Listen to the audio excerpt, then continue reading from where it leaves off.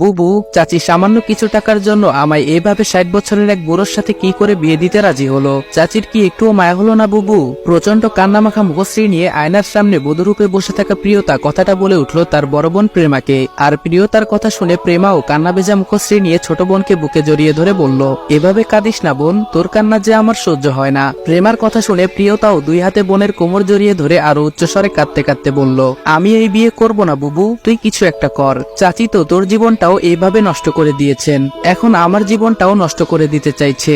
বোনের কথা শুনে প্রিয়তার মুখে হাত দিয়ে বলে উঠল প্রেমা, চুপ কর বোন, চাচি শুনে ফেলবে। প্রিয়তা বলল, শুনলে শুনুক বুবু, আমাদের বাবা মা নেই বলে এইভাবে আমাদের সাথে অন্যায় করতে পারে না। আমাদের বাড়ি গাড়ি ব্যাংক ব্যালেন্স সব তো নিজের নামে করে নিয়েছে, এখন আমাদের সাথেও অন্যায় করছে। চাচির এত টাকা কিসে লাগে বুবু? বোনের কথার উত্তর দিতে পারে না প্রেমা। প্রেমাকে চুপ থাকতে দেখে আবারও বলে উঠল প্রিয়তা, তুই শুধু বল, আমরা আজ রাতেই এখান থেকে পালিয়ে যাব বুবু। বোনের কথা শুনে হতাশ হলো প্রেমা, ভয়ে কুকড়ে উঠল সে। প্রেমা ছোটবেলা থেকে একটু ভীতু টাইপের, তবে প্রিয়তা এমন নয়, খালি পরিস্থিতির চাপে পড়ে মাঝে মাঝে চুপ থাকে সে। অবশ্য চুপ থাকে বললে একটু ভুল হবে, প্রেমা কিছু বলতে দেয় না তাকে। প্রেমাকে চুপ থাকতে দেখে প্রিয়তা আবারও বলল, কি হলো বুবু, তুই কথা বলছিস না কেন? প্রেমা বলল, তোর মাথা ঠিক আছে বোন? কি বলছিস, কোথায় যাবি পালিয়ে? প্রিয়তা বলল, কেন ঢাকায় যাব বুবু? তুই তো জানিস আমি ঢাকার এক ভার্সিটিতে চান্স পেয়েছি, চাচিকে লুকিয়ে পরীক্ষা দিয়েছিলাম। আমি এতদিন টিউশনি পড়িয়ে কিছু টাকা জমিয়েছি, সেই টাকা দিয়ে আমাদের আগামী 1 মাস ভালোভাবে কেটে যাবে। তারপর আমি আবার টিউশনি পড়াবো, লাগলে জব করব, কোনো সমস্যা হবে না বুবু, চল না যাই।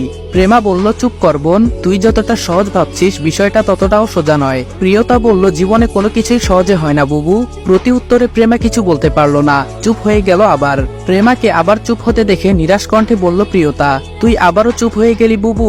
এমন সময় দরজা খোলার খটখট আওয়াজ আসলো।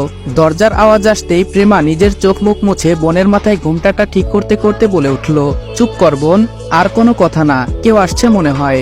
বোনের কথা শুনে ভয়ঙ্কর ভাবে আহত হলো প্রিয়তা, নিশ্চুপে চোখ বেয়ে অশ্রু গড়ালো তার। এরই মাঝে দরজা খুলে ভেতরে ঢুকলো চাচি, তারপর কর্কশ কণ্ঠে বলল, এই যে নবাবের বেটিরা, আপনাদের হলো?